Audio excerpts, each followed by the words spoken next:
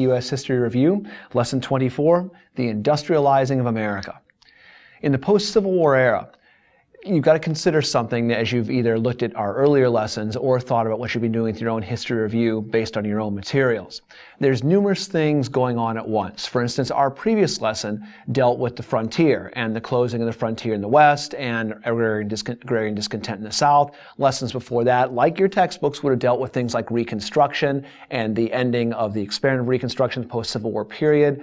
All these things are happening in many ways simultaneously, even though your books and your review tools and even our lessons deal with them as sort of discrete, separate chunks. You've got to understand the chronology, and an awful lot of this is going on all at once. You've got several threads or bands of history moving simultaneously forward through the timeline, and this is part of them. While we're seeing the frontier close, while we're seeing the New South try to emerge out of the wreckage of the Old South. While we're seeing the end of Reconstruction, we're also seeing this industrializing of America in ways that we had never seen before, but that look for all the world like what you see today in present-day places like China and the Far East, and markets where you see a vast economic enterprise establishing itself in numerous veins and numerous areas, and significant transformations to daily life and daily economics and society and the pressures that go along with that as well. The central elements of American industrialization in that regard would probably not be that much different than the central elements of industrialization anywhere on a nationwide basis. But for our purposes, we'll confine our remarks to the time period of around 1870 to around 1910 or so. The characteristics of American industrialization in this time, first of all, would be mechanized production, an increasing division of labor, some ideas that we've referenced in early lessons and that you've seen in your earlier reviews on your own. The notion of an assembly line method of production, whereby each worker, each laborer contributes one specific task in a repetitive format daily, numerous times, and the worker is kind of reduced to a cog in that machine as well in many ways. You also saw as a component of this urbanization. This kind of industrial development was done in cities that were growing in size and scope and diversity, coupled with accelerated technological development, a drive for patents and inventions. First of all, because America was initially labor-starved, and then when we were no longer labor-starved, the idea was to have this technology to increase your efficiency and boost the profitability of corporate America. And new technology also boosted markets for items that people didn't even know they needed or had or wanted until those items were produced. A large labor pool ties in with this as well. You have to have, for industrial development, a reserve army of laborers who can then be soaked up like water into a sponge to do the producing in this market that did not yet have robots and computers and automated production anyway. You need people to do and take care of this, which gets us into population growth and immigration. These were the two components that put together accounted for the large labor pool during this time. The American population, through natural biological increase, was growing at a rapid rate.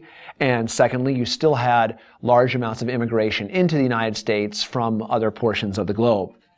Expanded national markets. We see markets go from, we had talked in earlier lessons about the market revolution, as markets seem to move towards more regional scope. Now we see markets even becoming more national in scope. The localized farmer or shopkeeper doing his localized work becomes subsidiary to a far larger set of economic forces in play, which will explain a great deal of the tension that you're going to see in rural America and even in industrial America during this time. To couple this national markets, if you're going to have national markets, you have to have a regional transportation system. This is Henry Clay's American system brought to full fruition. The idea of tying the country together through communications like the telegraph and eventually the telephone, and through steel rails of the railroads spanning the continent, canals, bridges, road networks, later on, far later on, of course, things like airports, but tying the country together through a means of moving personnel and products all around the country as they're needed on a as-needed basis. Large reserves of capital were also very important. Capital is an AP history term, it's a business term. It's money available for finance and investment. And in the United States model, a lot of this money came from foreign investment. It was not just domestic, because as in earlier units, foreign entities, foreign states, foreign banking houses, foreign individuals who had money to invest, they didn't want to sit on their money, wanted to make more money out of it, saw American industries as growth industries with good potential, whether it was steel, transportation, production of consumer goods, agriculture, what have you. American industries were seen as industries that could turn good profits, and as people who had money to invest, that's going to be very attractive to those investors, be they foreign or domestic. And the final element in this American model would be the rise to economic and political dominance of an entity known as the corporation.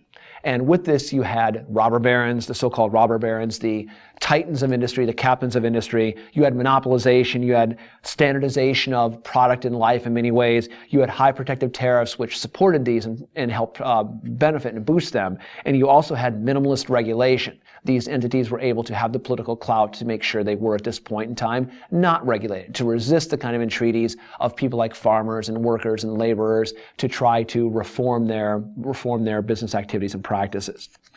Moving on to key industrial sectors. If these are the components of industrialization, what sectors of the economy industrialized in ways that were historically significant?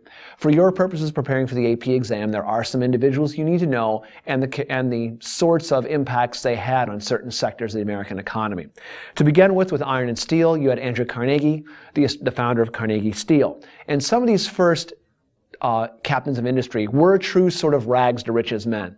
Maybe not rags to riches men, but men of modest means, men of regular working class backgrounds who were able to develop through their own shrewdness and intellect and luck and hard work and perseverance into the dominant business titans or tycoons of their respective field, whatever it was. Carnegie practiced a model with U.S. Steel known as built the steel industry through a process known as vertical integration. In this process, what Carnegie attempted to do, which would be a model for later corporate enterprises in all kinds of areas of the American economy, he attempted to control every stage of steel production, from the raw ore that he dug out of the ground to the mining processes which separated the ore from the rocks, to the shipping companies which then took the ore from the ore areas to where his steel mills were in Pittsburgh and other places, to the railroads that dumped them off from the Great Lakes and sent them to Pittsburgh in other places, to every part of the steel mills in Pittsburgh that processed this raw ore into iron and into steel, and then into the various forms of steel they would make. Railroad tracks, ship shafts, steel and wire, gun turrets, whatever they were going to, steel beams, girders, wire, nails, whatever it was going to be. They wanted to control every aspect and phase, from the raw material in the ground to literally to putting it in the hands of the consumer who is ever going to use it. So it's a step-by-step, vertical step through the process of making a good that he was going to control and be the dominant factor at every level of that. As for the railroads were big consumers of this iron and steel, but railroads also themselves were a key industrializing and standardizing force in American history. Cornelius Vanderbilt, the railroad titan of the Eastern Networks, New York Central, and some of the other major trunk lines, was a central individual in this notion of consolidation. There are other players. He was the biggest of them in terms of consolidating railroads.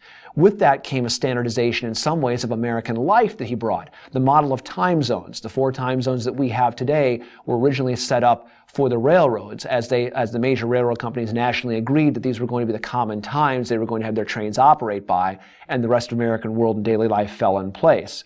And also land grants. These railroads received enormous amounts of land from the federal government and state governments as well, upwards of 180 million acres, free in order to build their railroads. And then the excess land they didn't need, they were able to sell. This way they were able to both guarantee that they were going to have farmers and consumers on their lines, and secondly, by having these land sales, they were going to generate the revenue necessary to build these railroads across the continent before they could even turn a profit on them.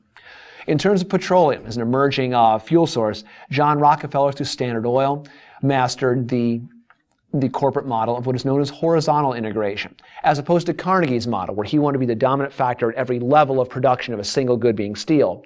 Rockefeller was different. Rockefeller started with Standard Oil as only an individual who refined oil. Now think how important that is, the refining of oil.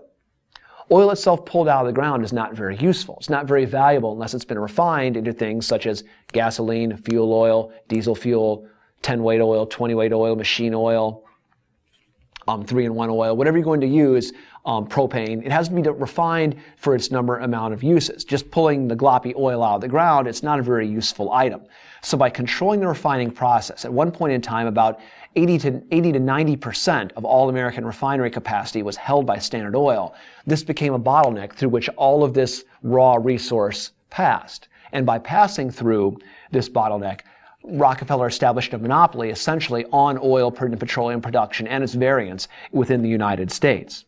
In terms of banking, J.P. Morgan will be known in many ways as the banker's banker, the chief financier of this era. And as the financier of this era, he'll be involved in trying to consolidate these corporations. The move is going to be in this free market model towards consolidating, towards bigness. All these corporate leaders are going to discover, once they are in a position of a significant position within a market, a position of control within a market, they're going to determine that competition is actually their enemy as the corporation. They want to stabilize the market by eliminating their competitors, either buying them out or running them out of business. Morgan, as a financier, was interested in corporate consolidation to stabilize all these industries from ruinous competition where they engaged in price wars and companies did go out of business. He wanted to stabilize to guarantee the profits to investors and stockholders, and also to avoid excesses of swings in the economy towards overproduction and the depression and crash and return from it. Lastly, the key segment we see in this time period is technological development. This is an age of inventions of what you in many ways see the ancestors of the inventions, what we would call the modern era, as the inventions of Alexander Graham Bell with communications, Thomas Edison with electrical devices such as the phonograph, and Westinghouse with the air brake for locomotives, and also engaging in other electronic device production as well. We see this model of technological development result in new devices and new markets for these devices that also improve life for the average American citizen. And understand that while there is a significant downside to some of this consolidation, there were great things that this brought to the nation in terms of profitability, economic development, vibrance, and opportunity for individuals to engage in improving their own standard of living. Now we see that people aren't going to see it that way once we get to things like the wealth and wage gap, but the American opportunity was still certainly there for lots of people to capitalize and take advantage of. The concerns and criticisms we have will come with taking a closer look at opportunities during this era.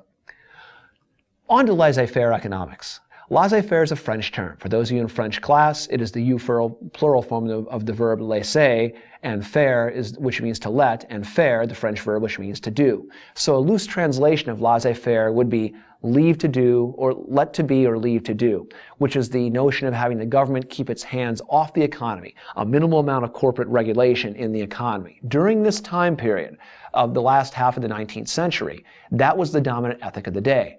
Regulation was minimal if it existed at all, and it was largely a no-holds-barred, survival of the fittest economic model that was pursued. The consequences of this resulted in a wealth gap over time. You had a small portion of Americans, like the Rockefellers, the Carnegies, the Morgans, who amassed these vast fortunes in a time with no income tax, in a time with minimal corporate regulation. They amassed these vast fortunes and had wealth the likes of which we really haven't really seen since, because there was no sort of income tax to take away from it. And this is the era of conspicuous consumption.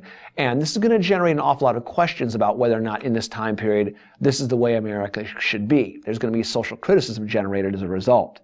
Also, you see corresponding to this, the wage gap, as you had gaps between the earnings of what farmers were earning versus the middlemen, the railroads and the grain storage people. You had wage gaps between what the laborers were earning and what their owners of the corporations were earning. And you had gaps that were existing between what women and children earned compared to what men earned. And this is going to create an awful lot of dissension within the greater society at large in terms of whether or not this all necessarily follows what you would call the rules of fair play, I guess.